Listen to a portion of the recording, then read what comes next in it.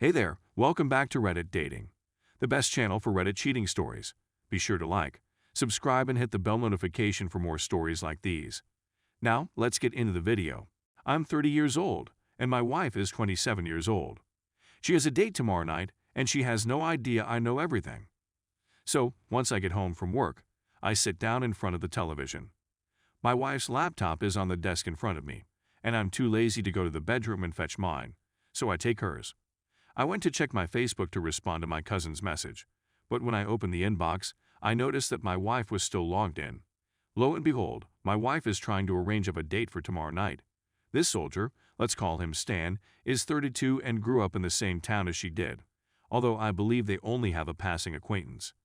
So my beautiful wifey arrives home about an hour after me and immediately begins discussing our weekend plans. My friends from my hometown want to get together tomorrow night. Stan, his sister Jessica, and another young lady named Sam. I'm not sure whether I want to go yet, but it's okay if you don't because they're all from my boring hometown. Then, she quickly begins making plans for Saturday and Sunday. I wait for her to finish before saying that I wouldn't mind coming with her, especially because I want to meet her friends or friend. She goes on for a short while about how dull it will be and how I go to bed very early, so I could be grumpy. I wake up early for my job. I keep insisting that I would love to travel, but she changes the subject because she is pretty certain she will not go. When she began watching television, I informed her that I needed to borrow her laptop for my fantasy football league so I could see any new developments with her date. Then, his message arrives, and she swaps phone numbers casually just a few feet away from me. She used the FB app on her phone, and I couldn't see the screen, but I could see everything on her PC. Now, I don't want to approach her straight away since she'll come up with some nonsense excuse. I'm curious to see what excuse she'll come up with tomorrow so she can go outside and leave me at home. But it's eating me from the inside, and I can't sleep right now. Our marriage isn't perfect, we've been through some difficult times recently, and life isn't what it used to be. I adore her, but I don't want to be with a cheater. She cheated on me, also with a soldier, 4 months into the relationship when we started dating, not yet married. And I forgave her, but I vowed to myself that this was the only second opportunity. We don't have children, which makes the situation easier, and we both have solid jobs, so alimony would be low.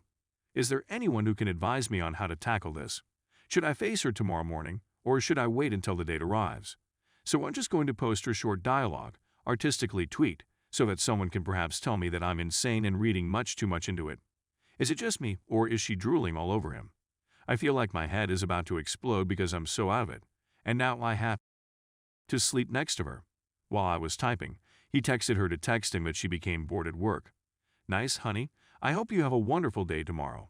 On the 25th of August, at 8:51 p.m., Ashley Stan. How are you doing these days, pal? It's wonderful to hear that you're doing well. Stan 8:52 p.m. on August 25th, 2008 Ashley. Thank you very much for your help. How are you doing? It's wonderful to receive your message. What's the most recent news? On the 25th of August at 8:54 p.m., Ashley O. Nothing new to report here. The move from our previous state to our new city was recently completed by me. To be back at home with my family is a wonderful feeling.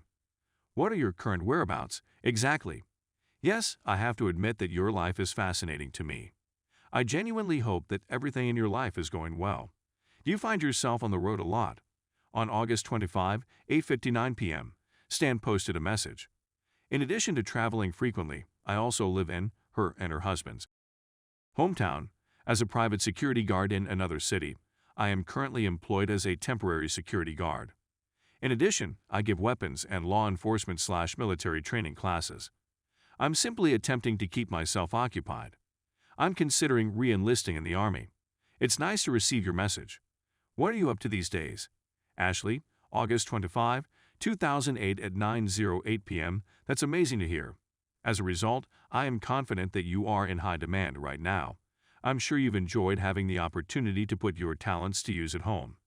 In retrospect, I've always regretted that I didn't pursue a military career and instead chose to work as her job. While my job is typical corporate, the fact that I'm not unusual makes me a rock star in my own right. For me, the corporate ladder is a shorter one. I've relocated 5 times in the last 6 years. Therefore, I'm still considered a nomadic person. But that's how I prefer it. Traveling, especially a lot of it, is a great source of energy for me. Definitely need to see some interesting places, my friend. It's likely not for the reasons you intended, but I recall you as having a very worldly presence in my mind. You be at home almost any place. If you haven't heard it before, let me say it again. The manner you've served this country is extremely commendable. I hope you hear that a lot in the future. 12:18 a.m. on August 26th. Stan says, I sincerely apologize for the delay in answering, and I'd like to express my gratitude for the attention you've given me. Most people don't say anything more than a thank you when they receive accolades. Many men regard me as a constant reminder of what they haven't accomplished, which causes them to become defensive. The majority of women simply consider it to be something hot or appealing. The most flattering compliments come from the elderly. Younger people have little understanding of sacrifice or honor, but you are an exception to this rule. You're highly captivating, and it looks that you have the ability to see through and comprehend others. That, I believe, is one of the reasons for your success. It exhibits your shrewdness and acumen. The time is 8:43 a.m. on August 26th. Ashley laughing, now's my chance to express my regret for being so tardy. Thank you so much for your kind words, which are among the highest compliments I've ever gotten. Despite the fact that I am unable to comprehend how difficult life must be for a soldier, I am aware that many other people will perish as a result of your failure to do what is required of you regardless of the public disgrace. What the news media doesn't show in their video, and what the general public doesn't comprehend, is this. This is the most selfless act anyone has ever done, and I can't think of a more honorable yet difficult life to do than what you folks are leading. My admiration for your capacity to live with such conviction and purpose will always remain unquenchable. People who cope with that suffering are the minority, and I hope that if you ever need to talk to someone or require someone to say thank you again, you will keep my contact information in mind. Despite the fact that I wish I had spent more time with you when we were younger, I don't see why we can't continue to be wonderful friends today. Stan, August 26, 8:53 a.m. Thank you so much, Ashley.